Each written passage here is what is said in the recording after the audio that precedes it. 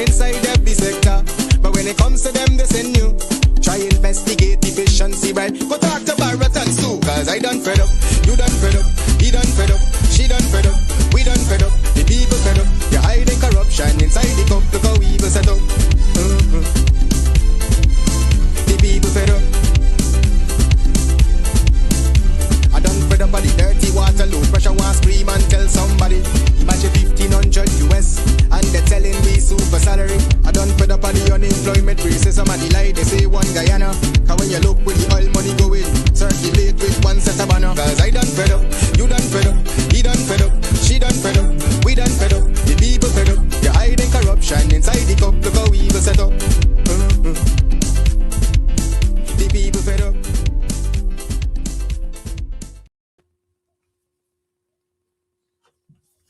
A pleasant good evening, everyone. Welcome to Straight Up. Welcome to Straight Up on a cool Wednesday evening. Good evening, good evening, good evening, ladies and gentlemen, freedom fighters. I hope that you are all keeping well. Mr. Mark Anthony Benchop is traveling and he may or may not join tonight's program.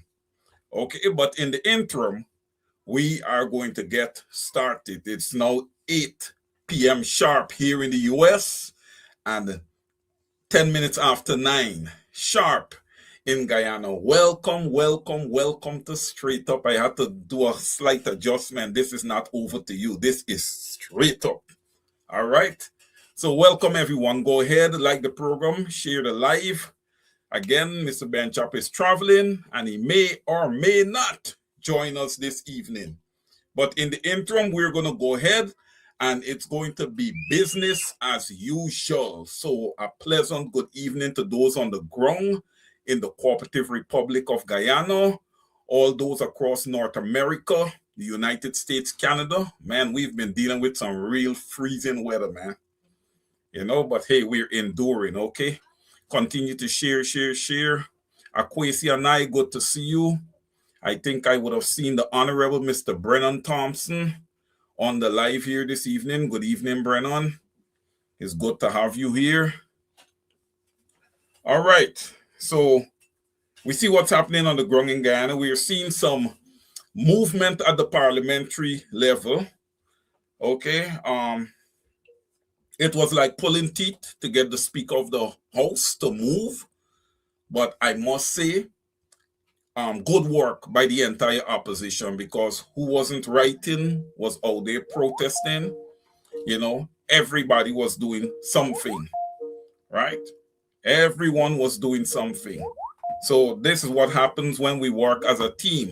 We see results, right? We see results. Hopefully, this becomes a trend, all right? This becomes a trend. Although, ladies and gentlemen, we are still seeing some sparring back and forth. We would hope that the little battles within ends pretty soon and everyone starts focusing on the war. Okay?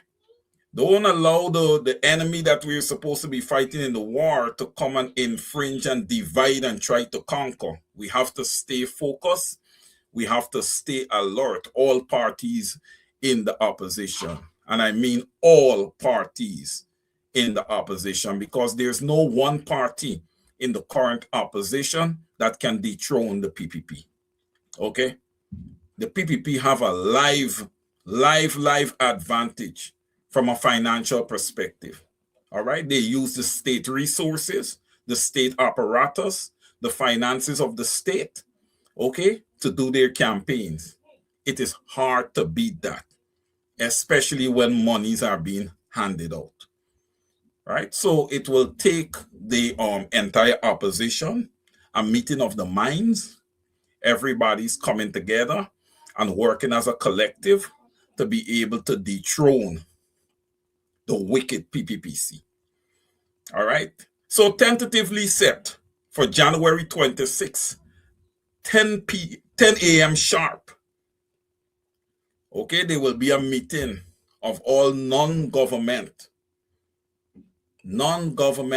parties or MPs to select, or let's say vote, for a new leader of the opposition. That took some pressure, ladies and gentlemen, because I can say this to you. The plan of the PPPC was to go ahead and bring forth a budget without an opposition leader being in place. That was the plan.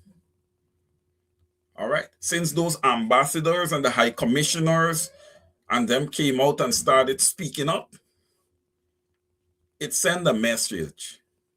It sent a message. All right. And I believe that the PPPC got the message now. This is momentum for the opposition. This is momentum for the opposition. And it's up to them now to carry through on this momentum. And I say this one opposition party cannot carry the momentum. It has to be a collective. Also, they've got to show in Parliament that they're working together. Okay? Because 16 versus 36, not a chance. 12 versus 36, not a chance. 1 versus 36, worse yet. But the 29 collectively going in there and fighting the 36 is a real challenge. And they have some very, very, very experienced MPs on the side of the opposition. I know a lot of them for win is new, but there are some smart people there also. And then you have a man's in Parliament. She knows how to maneuver herself. She knows how to get around. All right. So it's about everybody getting themselves together here. But let's touch quick on the Speaker of the House. I would really like to get your guys' opinion. I always thought that, he was incompetent. He wasn't the right person for that position. Right? And he doesn't execute his duties correctly and independently. That's the main thing. Independently. He's not independent in both fact and appearance. The current Speaker of the House seems to be a speaker that takes his orders from the lead party in government. Okay? And that's already a disadvantage to the opposition right there. That's why I've always said to the opposition, don't go to Parliament by yourself. Take the people to Parliament, even if they don't allow them in. Line the streets. Line the streets. You have to show intent. Don't go into Parliament looking to negotiate with the PPP. It's non-negotiable when it comes to the PPP.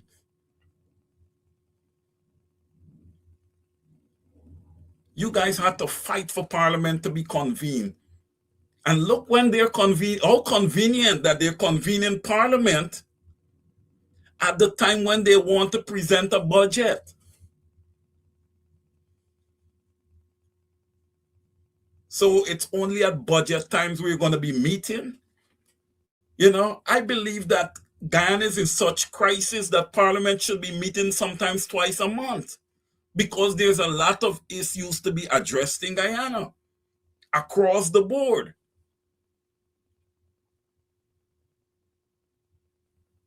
But we have to see how it goes. We have to see if the opposition is able to keep the pressure on the government.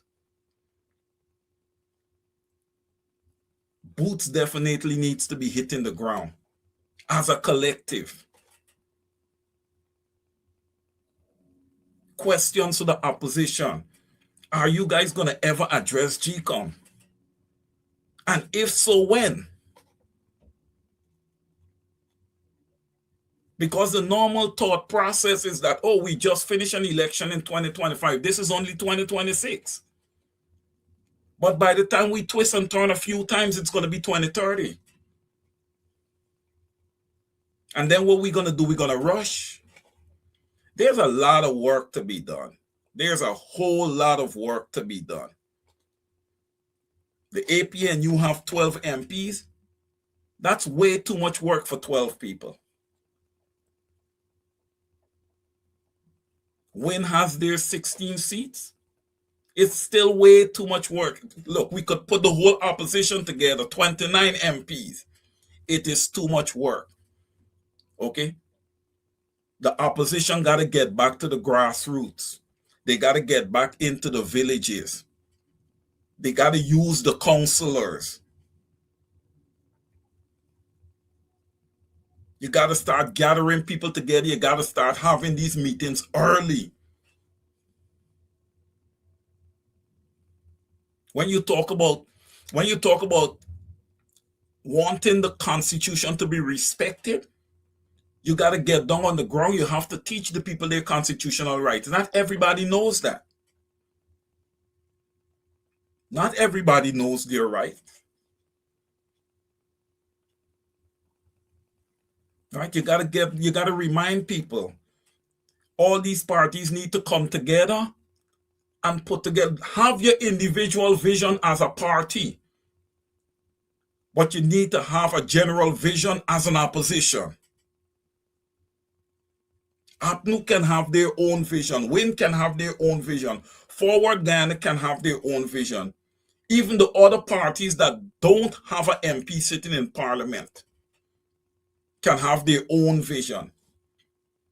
But they should also be able to participate as a collective opposition to put out a vision for Guyana, plans for Guyana as a collective. It's no more time to waste now. It's no more time to do the little infighting and the local fighting. No, it's time to take it to the PPP. This is time to take the fight to the PPP. And as MPs across the board on the opposition, you guys need to start thinking outside of the box, right? Most of you guys is decently well off and is able to provide for your family. But you got to understand, as an MP, the nation that you're dealing with. You're dealing with a nation that has close to a 60% poverty rate, right? And when you make decisions, you can't make decisions thinking on your level always. You have to think for those people who can't provide for their families. A lot of times, especially I see it in the opposition, people wants to be nagging at each other. Oh, we're not going to get together. Oh, we're not going to do this as a collective. You need to think and think twice. Because while it may not hurt you as an individual, it is hurting the poor of Guyana. It's hurting those people. And they have chosen you to represent them. So we got to get this thing together. This thing got to get rolling like yesterday. There's no more time to waste. Let me just peep through you guys' comments. Can't be a one-way conversation. Honorable Camille McKenzie, they have to work together. Have to. Where's the nation going to go if they don't work together? They have to work together. Mary Figueroa, the speaker believes that he's above the ambassadors and those countries. He's uneducated and unprofessional. I cannot argue with that. I cannot argue with that. Mansour Nadir has proven over and over again that he doesn't have the necessary, he's not savvy enough to be the Speaker of the House. And I really started watching him really closely, guys, when the opposition called for a minute of silence in the House with the tragedy of Adriana Young. And he refused. Mansour Nadir refused. How can a man like Mansour Nadir live with himself after making such a decision? But what a question for me to ask. How can he live with himself? if Barrett Jagdeo can live with himself, anybody can live with themselves. Right? You don't get more evil than that. But I believe that the opposition should be also calling for the resignation of the Speaker of the House. It might sound outrageous, but I think it's about time across the board when it comes to leadership in Guyana, we start seeing some competent people in place. Right? Some real competent people in place. Now, Mansour Nadir's speech to the nation was horrible. Was a speech that totally tried to obliterate the leader of the Win Party. Now, I don't want to get too deep into that because that's a Win and PPP thing, really. But when you're going to try to speak about someone in that manner, and you have Irfan Ali sitting there, I see Mr. Benchop is in. Irfan Ali sitting there as president with 19 fraud charges. We have to watch the road that we're going. Right? We have to watch the precedents that we.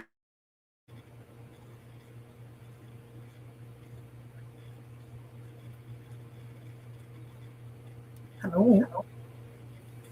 Are you, Honorable Member of Parliament, Ms. Ferguson, are you going to be coming on video or you're not? No. I prefer to do it this way because circumstances beyond my control. Okay.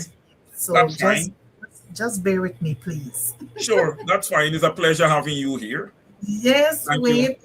It's also a pleasure me returning to this platform. It has been a while. But since I have the floor, with your permission, allow me to extend best wishes to your viewers and listeners, and also to you and your entire family, and by extension, the host. Well, what should I say? The executive director of the Bench Cup 107.1 Hot FM for 2026. Well, many thanks to you, Ms. Ferguson. Many happy returns to you and your family. And again, a pleasant good evening to you, and it's a pleasure having you here. Yes, my dear. Where do I start with you? Anywhere. Where do I start with you? Anywhere. Okay. Well, what's your take on the actions of the Speaker of the House? I think I can use your word. I think you said to describe him as being horrible, if my memory serves me accurate. Yes, and incompetent.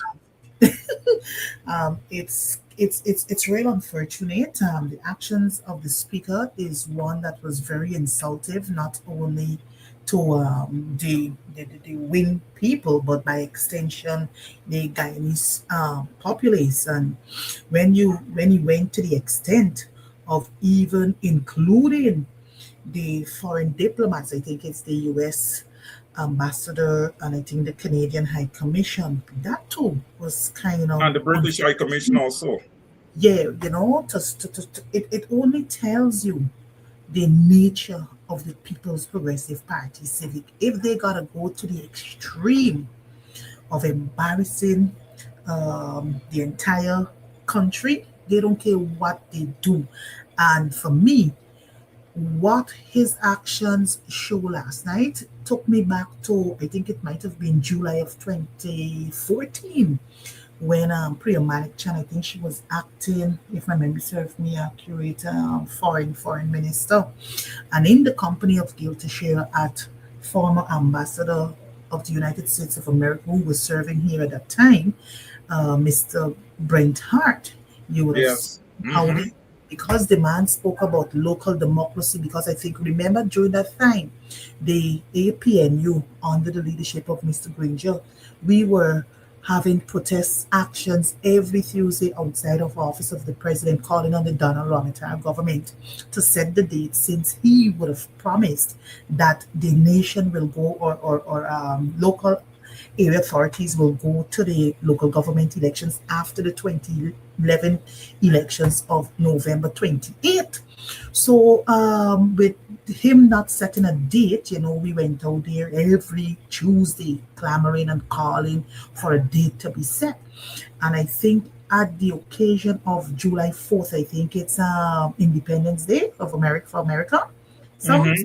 yeah, right. So she was there, and she said what she had to say because the man might have made a comment that local democracy is critical, or democracy is critical to any civilized society. So she took the opportunity to blurt out at that occasion, which was quite an unfortunate one, also.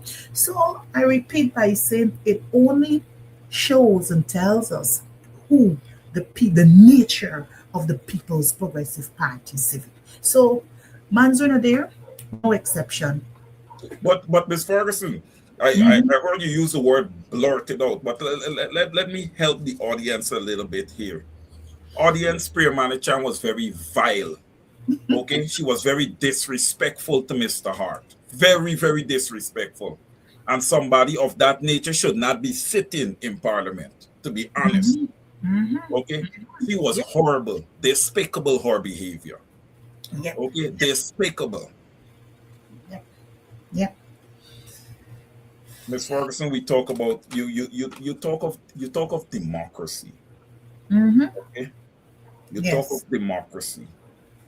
You and I would both agree that the framework does exist in Guyana, right? Oh yes. Oh yes. The framework for democracy does exist, right? Constitution is quite clear. Good. But when you look at the executive is definitely controlled by the PPP. They have 36 seats and they're the lead party in government. Yes. Okay. Mhm. The courts. The courts. I know there's going to be question marks here, but I'm going to say that the courts are also controlled by the PPP. They have packed the courts favorable to them. Well, I All would right. agree with you. I would agree with you to some extent. Right. Yes. Thank you very much for agreeing with me.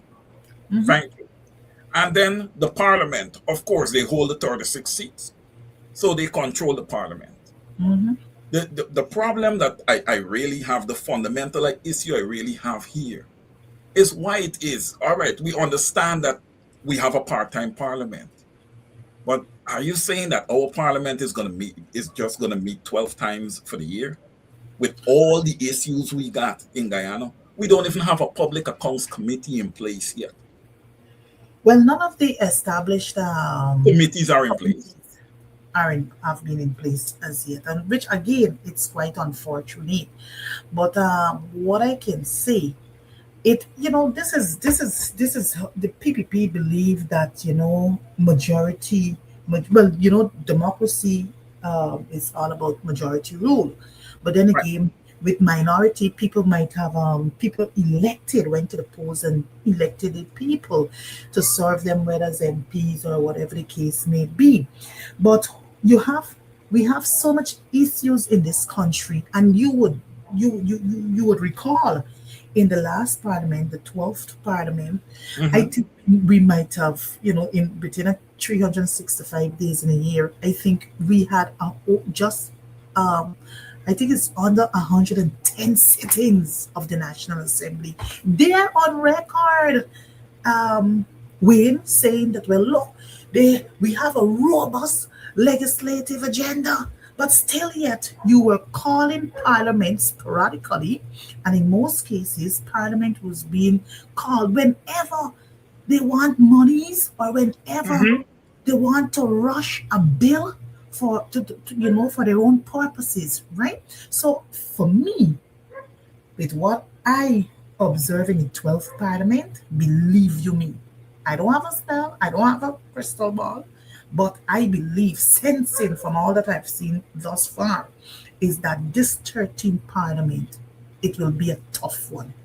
It will be a tough one. You see, when budget is laid on Monday, and they move into the debates and then the examination of the estimates and expenditures to be Mhm. spent for the varying, we call it again, for the varying sectors. Believe you me, once that budget is passed in February of 2026, you may have another sitting, the third sitting. The third sitting, Well, well, well, not really the third sitting because every day after the budget, during the budget presentation, but right. you will There'll have, be a sitting, right, for everybody to go through but and yeah. I believe what is going to happen after the passage of the budget, whether next month, believe you me, you won't have another sitting, perhaps still in May month, when they believe the money's run down and they need to put their hands again into the cookie jar. That is what is going to happen. Well, Because remember, looking from how they have handled this whole thing with the elections for the leader of the opposition, that alone is saying to me and to the entire nation how they intend to treat with the National Assembly, the people's business, this 13th Parliament. You watch it. You're going to remember this day, Wayne. well, I'm going to remember this day, but what I'm going to miss in Parliament, Honorable former MP Miss Annette Ferguson, is fighters like you. Like the day you picked up that mace. You just no. You just was not playing. You just was not playing. You were fed up. You were tired. Okay, you was tired of seeing the PPP having their way. Yes. Just like they're doing now, being a runaway train. No democracy, no rules of engagement with the opposition. And on that, Ms. Ferguson, right? Because you said there may not be a sitting until May once this budget is passed. I have to ask you the question because a lot of times Guyanese are going to sit down and be like, hey, we have 5 years. But 5 years go by very quickly. Okay? I'm going to ask you the question. Where is the Cooperative Republic of Guyana? Where are we when it comes to constitutional reform? Because our constitution, we need constitutional reform. Where are we? I do agree. Before I answer your question, I do agree that we need constitutional reform. And you would recall, even past elections, parties contending for the political space would say that, well, look, we will ensure that constitutional reform is on the agenda. And you would recall that between 2015 to 2020, the Granger administration did set up a committee. I think it was headed by Nigel Hughes, if my memory serves me accurate, to commence the process of reviewing the Constitution, right? Yes. But I think the report and all kind of thing was submitted to the then Attorney General, so I can't really say much on how far it went. Then between 2020 to 2025, again, we were promised constitutional reform, and we would have seen that I think the committee was established. It might have been sometime early last year. The committee was established, but to say how far they have gone in terms of consultation and engaging the wider populace to get their feedback as to what should be amended in the Constitution, I don't think that they were able to do much where that is concerned. So now we're a new Parliament, the 13th Parliament. Well, I guess we just gotta wait and see what is going to happen, But to answer your question in short, nothing has really happened in terms of constitutional reform under the People's Progressive Party Civic. And then again, you may want to ask, are they really serious about constitutional reform? And in asking that question, I will answer it with a big fat no. Right. They're not. And I agree with you 1,000,000%, not even 100, 1,000,000. I'm just peeping in here on my comments. Boss Manga Live. They were given 36 seats by GCOM. At the order of Barajagio. PPP did not win. He's basically saying the 2025 elections. I will not argue with him on that point. I believe that the PPP would have awarded themselves the 36 seats. I believe that the democratic process in Guyana, when it comes to elections, has been taken away from the Guyanese people. Claudette Singh has sabotaged that from the Guyanese people. Miss Ferguson, I ask you the question. What's your take on electoral reform? Well, when I mean, let me see. I believe also that there is need for electoral reform. And it is not only I am saying this tonight. You would recall that I think it might have been after the 2015 elections, where the reports from the various international bodies did state that, well, look, X and Y need to be done in terms of Ghana's electoral reform. I think after the 2020 elections too, the reports again stated that, well, look, one, the chair of GCOM should be non-political. Even I think they talk about the whole changing or the whole restructuring of the commission of GCOM there, right? They also spoke about the laws governing the electoral reform needs amending also. Yes, the PPP won't come out and say, but we were able to do a slight amendment to the ROPA Act between, I think, between 2020 2025. But then again, when you examine the amendments that were done, is basically to favor the People's Progressive Party civic, where they can actually control. So again, I believe our electoral laws do need changing, because for me it is too heavily politicized.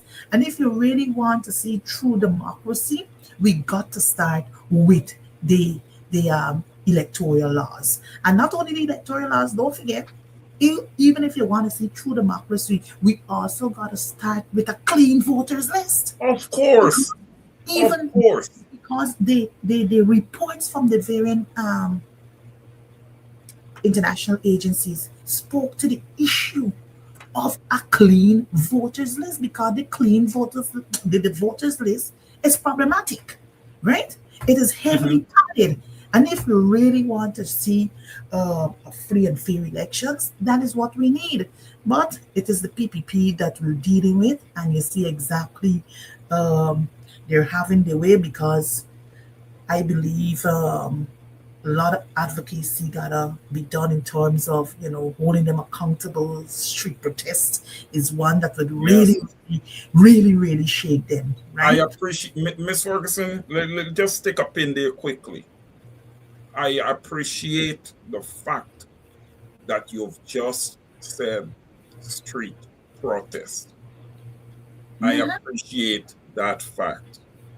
Okay, because that is absolutely what needs to happen. Right.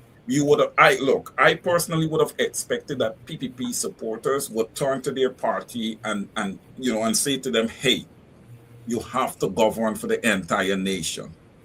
Instead of that, those people just go about their normal business. So it is time that the other side, that's why I would have said that the MPs need to go to Parliament with the people. You need to go to Parliament with strength behind you. For the opposition, their strength is the people. It doesn't matter how much Azruddin Mohammed has. It doesn't matter how much those businessmen in the APNU has. It is not enough to compete, not even close to compete with the PPP. They have state resources to compete with. Guyana is one of the fastest growing economies in the world. So they have it at their disposal. Okay. So they are on top when it comes to that. And just to piggyback on when we speak of electoral reform, whenever there's a dispute at elections and we have petitions, why is it that petitions take 5, 6, 10 years? Why can't it be done expeditiously? Why is everything so slow in Guyana? The Public Accounts Committee is like way behind, more than 5 years, 6 years behind. Why is it that everything is done in such slow motion in Guyana? Well, my simple and short answer would be, once you got persons in key positions that are aligned to the People's Progressive Party Civic, this is the end results you will get. For instance, you talk about the Public Accounts Committee. You saw exactly what they did in the 12th Parliament. They brought a motion to increase Quorum, the quorum. That's one. Secondly, not only the quorum is that the meeting cannot be convened unless government ministers are present at these meetings. So sometimes when meetings were set, these meetings had to be cancelled at the last moment because the government side, they failed to turn up. So even if a non-minister as a member for the government turned up at that meeting or at those meetings, the meetings cannot be held because why? Of what they did, right, in terms of that motion. Secondly, we see exactly what they have done in the judiciary, where you said it earlier, they have stacked the courts with people who are likely to be aligned with them. So when things go through the court, things will be taken a little while to come up. Hence the petitions. And we would have seen what happened between 2020 when the coalition government filed a petition. Well, I think we had already hearings of those petitions because remember, the PPP had their agenda, right? They had the agenda. The agenda was to ensure those persons who they have accused of electoral fraud be brought against the courts. You understand me? So I guess they probably had to ensure that the petition is tossed aside or whatever the case, just to get their way. Well, Ms. Ferguson, we have one of our viewers here saying, Wayne, we could talk till Jesus come. The only language this government respect is street protest. That is the only thing to bring these criminals out. Jan Williams, thank you for your comment. Mm-hmm. And I do agree. Peaceful protest. That's all. Because we would have seen across the world. Look what is happening in Iran right now. Look what is happening in Iran. Yes. People are out there protesting. All over the world, you have people protesting. Why is it that Guyanese cannot protest peacefully? I mean, people might be willing because, when I'm a person on the ground, engaging with different ones. And people are not happy with what is happening in the country now, But people are fearful because government exercise full victimization and full vindictiveness. So people might be willing to come out and show solidarity at a protest, but, they're scared. Well, you see, and look, and I would understand why the people are also fearful. You have all these security companies and everything, like these paramilitary groups that, they put up a front as security agencies, whatever, security forms, and they terrorize people. Yes. They terrorize people. Sheriff Corporation is well known for that also, amongst others, right? They terrorize people. But the Guyanese people should not allow these people to deter them, because if you allow them to deter them, you're only giving them more control. Mm-hmm. You're giving them more control. Yes. Right. The Guyana police force is there and is supposed to be serving the citizens, not intimidating them. Right. The citizens have a right. Nobody said that, they're calling for violent protests. No, peaceful protest. If it interrupts traffic, if it interrupts the flow of normal business commerce, so be it. Okay? It is because the government have failed to listen to the people. That's why they're going to be experiencing interruptions. Okay. It's not that government is doing the right thing and the people are out of place. No, no. The people of Ghana will be out there protesting for democracy, for equity. Yeah, You yes. know, look at cost of living, Miss Ferguson. Let's touch on cost of living just a little bit. Let's touch on cost of living because I saw a comment here. If I can find it, Mm-hmm. um, Sister Hordish, Wayne, we need to start a seed project for Guyana to plant kitchen gardens, produce or perish, right? So basically, what this person is saying is that, we need to start giving out seeds. People need to start doing kitchen gardens. They need to start becoming self-sufficient, to some extent. And this Yes. person is right because the people of Guyana just don't have the money to go there and continually just keep pounding away shopping. They just No, don't have it. when you talk about Mhm.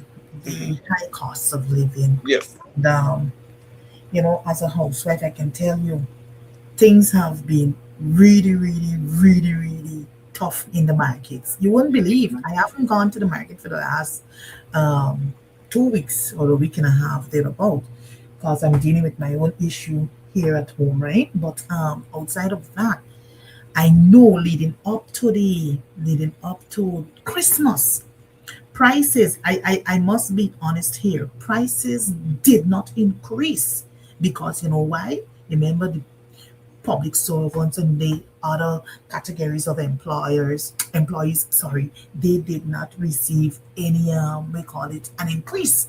So you still got Karela, was it £2, £2.5 or 500? But tomato, I think now going $700 a pound. So things are really, really have really, really skyrocketed in the marketplaces. But the government, there's no sort of price control here in the city. So you got some unscrupulous vendors. Once they hear salary increases, they're gonna increase the the goods and services, which is quite unfortunate. So I know that people are struggling with on a daily basis to make ends meet. But what is the government doing to really help the ordinary citizens in this country? You promised them, or you said that Guyanese were going to have we're going to have a beautiful Christmas. Well, Wayne, I guess you and your viewers on this platform would have Mhm. seen who really had the nice, beautiful Christmas. It wasn't the ordinary Guyanese. You understand me?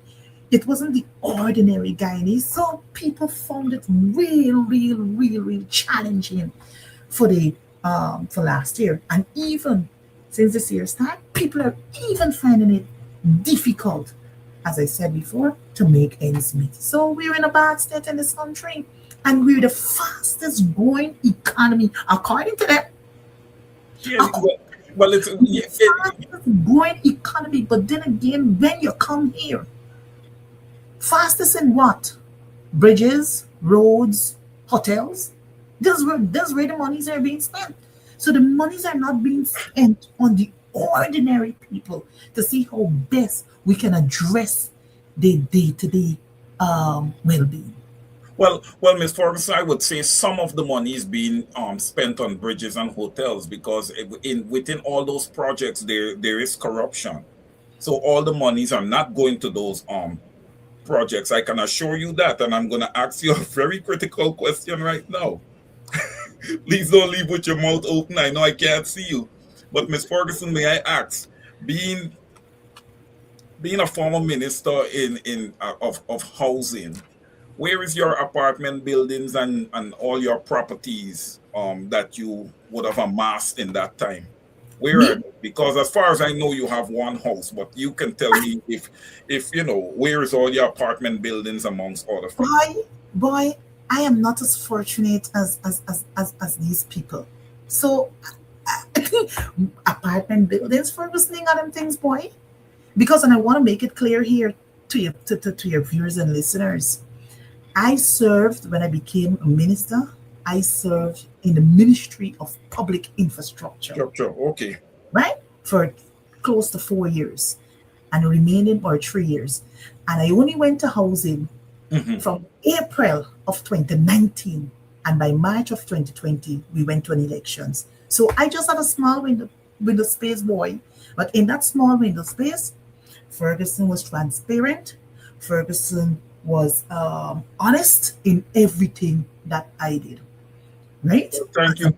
Of the government. So Ferguson ain't got apartment buildings. Ferguson ain't got mansions. Ferguson ain't got no business. Ferguson just living a comfortable, honest, contented, and decent lifestyle.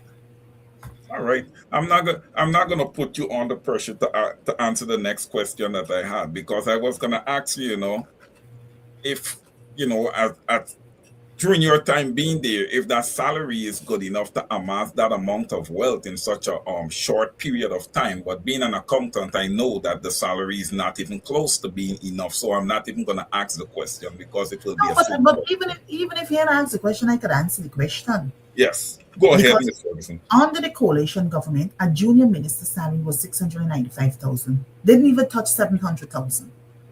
When the PPP came in 2020, they increased across the board. When the public servants got increases, they got increases. So minister within salary was 695 as at 2nd of August 2020.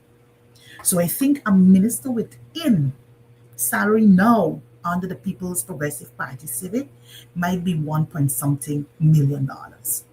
You understand me? Close to $1 million. So I guess, Susan says she's selling sweetie. She says she's selling chocolate. She says she's selling this. So probably, who know? Things might have been stored up for seasons like this, season like this. But truth be told, we know that can't happen. Right. I see as a minister of the government, myself and husband, we built a house. And I took a loan. We took a loan. One house I got, and we took a loan. So, and I could show it publicly. I've done it before, because myself and Javdio, we're currently before the courts. So I have exposed everything to show that Ferguson was clean. Okay, and I like how you use the word selling sweetie. I haven't heard that word in decades, sweetie. But but I just wanted, and I'm happy that I did. I just wanted to make this stark comparison, okay? Because when you speak on these matters, what PPP supporters say, oh, what's wrong with you guys? It's investment 101. Well, who is investment 101 available to? Tell me about it. I would like to invest. Tell me what's investment 101. Because investment 101 is giving tremendous return on investment. You look like if you're getting 1,000,000% return on your investment. And I don't know if that exists and would ever exist. So PPP supporters, y'all look very, very bad from an intelligence perspective. Because I don't know what's investment 101. I know a lot about investment, but I never heard anything but investment 101. All right? Yeah. So please, they need to teach these people better. They need to teach these people better. The Guyanese people, their money is being stolen. Period. The resources of the country is being stolen by the lead party in government. They are all stealing. Okay? They are all stealing. Miss Ferguson, you sat in government. And look at you with one house. That is very, very normal. Okay, but to have all these apartment buildings and all these different things line up, it's very, very abnormal in such a short period of time. And I know that young lady would not be able to source her capital. I know this. When I need to probably just clarify something here. Yes, please. I noticed a comment by one of your viewers. Yes, but you didn't help your people enough to get land.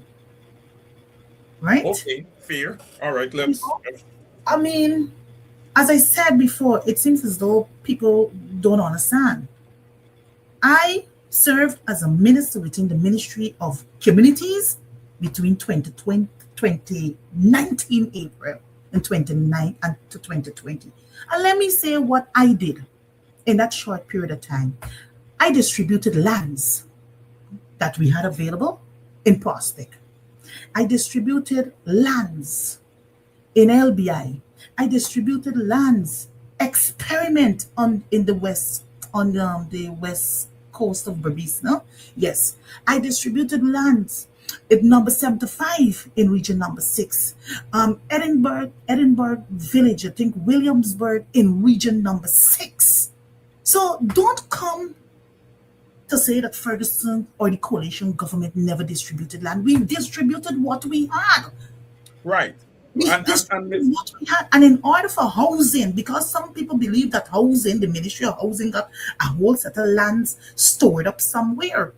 The Ministry of Housing can only fulfill its mandate by allocating lands to people once you get lands from Gaisuku, right? You got to purchase the lands from Gaisuku. You got to purchase lands from Lands and Survey Commission. That's the only way the Ministry of Housing would be able to execute its mandate by way of the law. But let me say what is happening now. With all these monies that we got on the housing drive that this government is involved in right now, there are still thousands of people. We inherited thousands of people. We tried to see how much we could have, what we could have decreased by based on the availability of lands at that time, right? But thousands of people still, you got people far as 2007 still got acknowledgement letters in their hands and ain't get lands. But Ms. Ferguson, there's a process also of preparing and regularizing the land and stuff like that, right? And then you also got to keep in mind the amount of money that is allocated to you guys, because at that time we were talking about a non-oil economy. No, but then again, you talk about monies at that time. At that time, between 2015 to 2020, we had the oil monies. Right. The housing ministry and the housing ministry hadn't money. The government, Minister Jordan could, if he's on your platform here, I guess he can clarify it tomorrow on his program. He will tell you between 2015 to 2018, I think, 18, the housing ministry, the Ministry of Finance, did not give the housing ministry any monies from the consolidated fund. You know what Minister Jordan said? The monies that y'all got in the housing fund, which is used as a revolving fund, right? Use those monies to develop the lands. Use those money if you got to build lands and all kind of things. It is just before May of 2019, just before we came out of government. We were able to give the Ministry of Communities, it was able to get, I think, was $70-something million. I know what those monies were used for: to pay lands and survey for lands in Lethem. To pay lands and survey for lands, so that lands could have been available for housing purposes. I think, we need these programs where we can clarify certain things. The people continue to beat up on the coalition, which is quite unfortunate. Well said, Ms. Ferguson. Thank you for bringing clarity to that. I would have looked at former Minister of Finance Winston Jordan. I would have looked at all of his budgets, and they were all excellent budgets. And sorry, Wayne. Across the board, based on what he had to work with, in a non-oil economy. Excellent work. Excellent. And the PPP would never complain about his work because he's the one that taught them budgets. Exactly. And they still, although he taught them, they still need a little more teaching. And Wayne, you know what is the unfortunate thing, if you may allow me? Yes, sure. You know what is the unfortunate thing? Paul Ferguson is getting blamed for the housing ministry. But what people fail to realize, I had to colleagues who were there, Minister Valerie Patterson and Minister Keith Scott. Minister Valerie Patterson and Minister Keith Scott. And I can tell you, my colleagues performed well under the circumstances. We hadn't had money, but we were able to deliver. We were able to create new housing schemes. And we were able to build houses. We were able to even put roads, electricity into housing, into housing schemes that we created, and also what we inherited from the PPP. Okay, well said. Mr. Ernest Elliott is here in the audience, and he served also in Parliament. I don't know if he served in the 9th Parliament. He may have served in the 9th Parliament, but he's saying to me, Wayne, the salary was $500 US a month, which is $100,000. Right? I think he's saying that to me. 100,000. Whose salary? Whose salary? MP salary. Well, probably, yes. Just in the 9th Parliament. Mm-hmm. Yes. He's received 100,000 monthly. Yeah. Mm-hmm. Thank you, Mr. Elliott. Yep. Yes, he's absolutely correct. He's absolutely correct.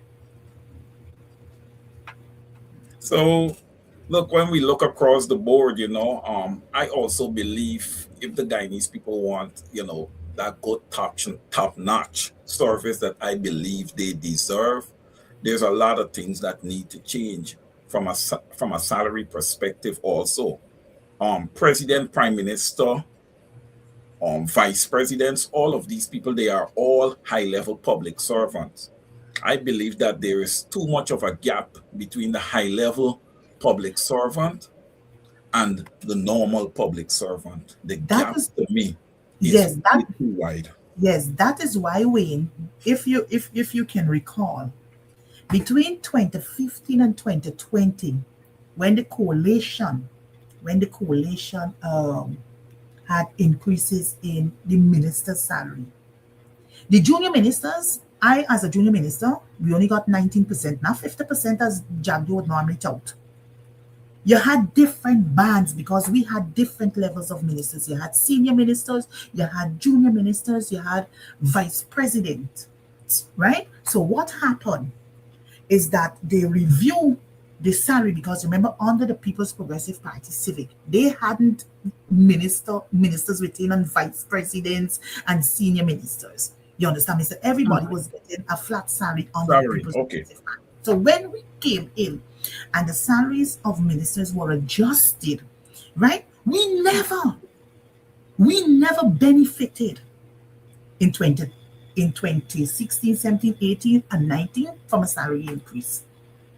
And we were addressing the same, the gap, because what we recognize is that you would have senior officers in the public service. At every time there's an increase across the board, their salary will go way ahead as against the lower staff. So what we did, they never receive across the board increases.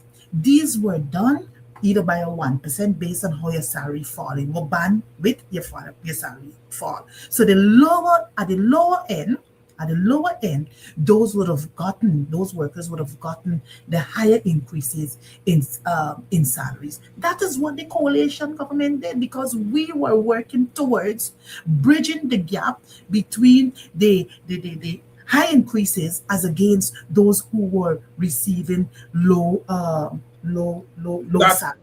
Yeah, but Ms. Ferguson, that was because the percentages were fixed across the board, and they should not have been fixed across the board. When there's a president or a prime minister who's making a large sum of money, and let's say you're trying to give 10% to people who are, normal, basic public servants, you don't give the president and the prime minister 10%. Well, the PPP is seen it that way, my dear. You don't do that. That's wrong. Good. The PPP isn't seeing it that way at all. You understand me? Because as I said before, those who were earning more right? You either put, I think it was red circle. In some cases, you had officers whose salaries were red circle in the public service when it was at a high, at the maximum level, right?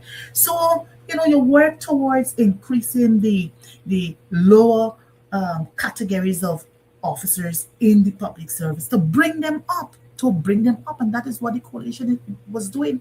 But we're fine happening now when the public servants get a 10% increase, the PPP paying themselves 10% increase, 10%, and that's wrong. which is That is wrong. absolutely wrong. Absolutely wrong. And look, I have a comment here from Mr. Comrade August. He's saying that the parliament, he's saying that the MPs are part-time workers. Why pay them? And they hardly even in parliament. Not to mention their allowances. He's talking about duty-free amongst other things. Now, look, and I let you go first, and then I will add what I have to add. I think it's a question for you. What is the He wants to know, why give MPs all this money if it's a part-time parliament, right? And duty free amongst all these other things when you're hardly ever in parliament, which I understand. I'm seeing where he's getting at. We can give the money, but it requires consistent work in parliament. I know you guys work outside of parliament, but please see how best you can answer Mr. August's question. I'm actually searching for a response to provide to Mr.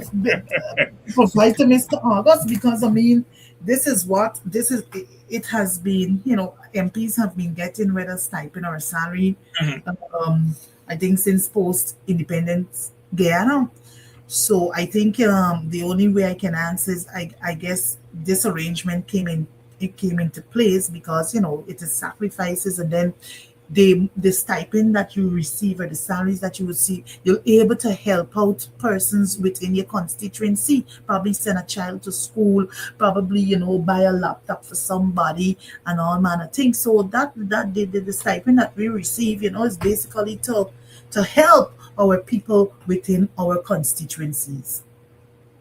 I think the stipend, I think you should have the salary, and then in the opposition they should also have a consolidated fund where monies go into there every month for you guys to also do your activities and do your work. Well, I know the money can just stay with government. We need some strong constitutional reform in Guyana, because I am of the belief also that when it comes to ministries, all the ministries should not be given to lead party. I actually believe that if the opposition would have had GPL, Guyana would have been in a much better position when it comes to power supply and giving people 24/7 supply, because the opposition seems to have that down pack. It's just so, what would I say, unfortunate for the Guyanese people that all the ministries is taken by the PPP, and they're failing to provide just regular amenities to the people of Guyana, light, water, amongst other things, proper health care, and all these type of things. Wayne, as we discussing allowances and so forth, I was trying to see if I could have pulled up a recent, like probably last year, pay slip, but apparently I don't know, probably dispose of them. But I was able to put my hand on a 2019, just to give your viewership a sense as to what these allowances, where you hear people talking about allowances, what the figures look like, right? So for duty allowance as a minister was $5,000, right? $5,000 duty allowance, and I think it still exists today, right? Entertainment allowance, $5,000. It still exists today, right? Well, I think I think got here electricity allowance would be like $50,000, and this is if you have your own home, right? Electricity allowance.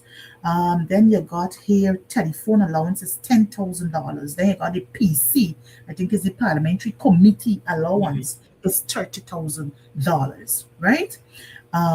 So that is it. That It's not is much. it. It's not much. It's This is nothing. it. When you're talking about, allowances, this is what MPs would get, right? This is what MPs would get, and also the ministers would get entertainment. I can't even remember if MP, because as I said, this pay slip that I've just referred to is a 2019 pay slip while I served as a minister of the government. It's just very sad to see the position that Guyana is in. Um, I would love to see, I would love to see, put in, they would put in place a government oversight board where nobody from government, it's just people from the public sector Mm-hmm. is a Mm-hmm. part of this board that really checks in on government. You have lawyers, you have accountants, you have economists, you have everybody on this board that really looks in on the performance of government, of government. They need to be checks and balances, and I believe in Guyana we've lost that. There's no proper checks and balances. The only opportunity of checks and balances is at the parliamentary level, not at the judiciary, not at the executive. Okay, and I don't feel like if that is fair to the Guyanese people. But Miss Ferguson, I'm gonna allow you to give your closing remarks. I've just got the cue from our executive producer that it is time. So I would allow you the latitude of your closing remarks. And in your remarks, if you can give the Guyanese people a measure of hope, especially based on what you're seeing right now, the whole dynamic that you're seeing with lead party and opposition, you can give the people your outcome, what you think is going to happen. Yes. All right. Thank you very much, Wayne, for allowing me the opportunity to join you on tonight's program and to share with your viewers. I must apologize for not showing myself on camera. That aside, my hope to the Guyanese people for 2026 is that we have to remain resolute, we have to remain vigilant, we have to remain watchful, we have to remain focused, because it's a 5-year cycle. We see exactly what is playing out in the country with regards to the People's Progressive Party Civic. And I do believe that the party that I'm a part of, the People's National Congress, it's currently going through its own phase at this point in time. But I believe, and I'm hopeful that the People's National Congress will return as that robust and that strong political entity that many Guyanese, the ordinary Guyanese, look forward for some kind of hope, right? So I would want to say to your viewers and listeners, don't give up. Don't give up. We will be back, and we will be back stronger, so that we can can represent the less fortunate, the vulnerable groups in our country. I know that in this dispensation we have 12 of my colleagues who will be representing the Partnership for National Unity. And I would want to take this opportunity in wishing them the best and in representing the people. But we will, as I said before, we will be back as a political organization, because it's 60+ years we have been in existence and we've never been at this level. So I believe we will be back up, and back up stronger than never before, with God's grace, mercy, and blessings. So again, thank you for the opportunity in allowing me to share. May God bless you, Wayne. May God bless Mr. Mark Benchtop. May God bless your viewers and listeners on this platform. And may God bless our beautiful country, Guyana. And Wayne, I will remain in the fight to see a better Guyana for my people. Resolute, the resolute and frontal Miss Annette Ferguson. Thank you so much for coming on this evening. And don't forget that you have an open invite to continue this conversation on Over to You. Pick your weekend, send me a note, and you're on live. Okay? Yes, my All brother. right. Thank you. Bye-bye. Bye-bye. Thank you so much, Ms. Ferguson. Okay, ladies and gentlemen, there you have it, live. Former Member of Parliament and Minister, Miss Annette Ferguson. All right. Okay, we've come to the end of tonight's broadcast. I want to thank all of you guys for tuning in tonight. I hope that the program was edifying. It was a pleasure spending this time with you, watching your comments, going back and forth with you guys. I know that you guys continue to be frontal and continue to be resolute. And yes, I do agree with Ms. Ferguson that the APNU, the PNC APNU party, it's not over. They're going to come back stronger. They have to regroup. They got to get things together, and that starts all the way up at the top. Okay. All right. The party has to be more presentable to the people and has to be more appealing to the people. We'll see how that work. Okay. But for right now, we have a free party opposition. A free party opposition. And I shouldn't say free party opposition because there are other parties there that don't have members sitting in parliament, but should be a part of all decision making and should be a part of all planning and should be a part of the general conversation. As much as Ms. Ferguson said there are 12 of our colleagues in parliament, I believe that herself, Mr. Roysdale Ford, Mr. Christopher Jones, Comrade Christopher Jones, and all of them should be a part of the conversation to make these critical decisions. Okay, until tomorrow night, in which Mr. Benchop should be back.